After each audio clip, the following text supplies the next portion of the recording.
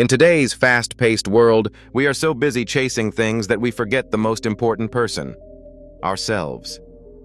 Even when we sit quietly, our minds refuse to settle. Thoughts flood in like an unstoppable storm. But what if the real cause of your unrest isn't the world outside, but something hidden within you? This is a story that might change the way you see your own mind forever. It was a quiet afternoon. A disciple and his master were walking through a dense forest. The trees stood like silent witnesses. The disciple suddenly broke the silence. "Master, why is it that some people have nothing, yet they seem content, while others who have everything appear hollow and sad?" The master didn't answer. He simply pointed toward a wilted flower and smiled. If this flower keeps thinking about how it wilted yesterday, or fears that it might wilt tomorrow again, will it ever bloom today in its full beauty? The disciple looked confused. Master continued, "Just like the flower, most people never live in the now. They are either trapped in their painful past or lost in the fear of the uncertain future. And both are nothing but illusions that steal peace from the present." The disciple pondered deeply and asked again, "Then why is it that people who have everything still suffer? What is the hidden reason behind their pain?" The master walked ahead, then paused beside a dry, lifeless tree. Once, even this tree was full of life. Lush, green, bearing fruits. Birds rested on its branches. But today, it stands forgotten, hollow, and still. It never knew when it started dying. Just like this tree, people gather wealth, power, possessions, but forget their own essence. They're chasing shadows. And one day they wake up and realize they've collected everything except peace. The disciple was silent. Master looked at him and said, "The mind stores more than thoughts. It stores scars.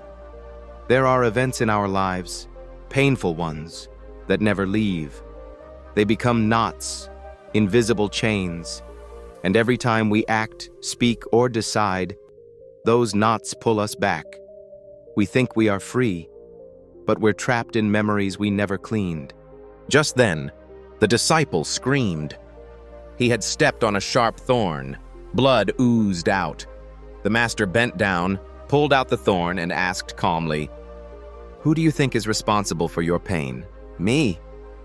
For distracting you with my teachings? Your feet? For stepping carelessly? Or the path for being filled with thorns?" The disciple was quiet, then said, "No, master. It's me. I wasn't mindful." The master smiled. "Exactly. Awareness is everything, master. We clean our bodies every day, but how often do we cleanse our minds? We carry old pain, assumptions, judgments, like rotten food in a closed jar. Express your emotions. Let them flow. Cry if you feel sorrow. Laugh if you feel joy. Suppressing feelings is like locking poison inside. Eventually, it destroys the container." The master then revealed something powerful. There's a way to start healing your mind, a 21-day mental cleansing ritual. 1. Don't suppress your thoughts, good or bad. Express them. Let them out. 2. Find one person you trust.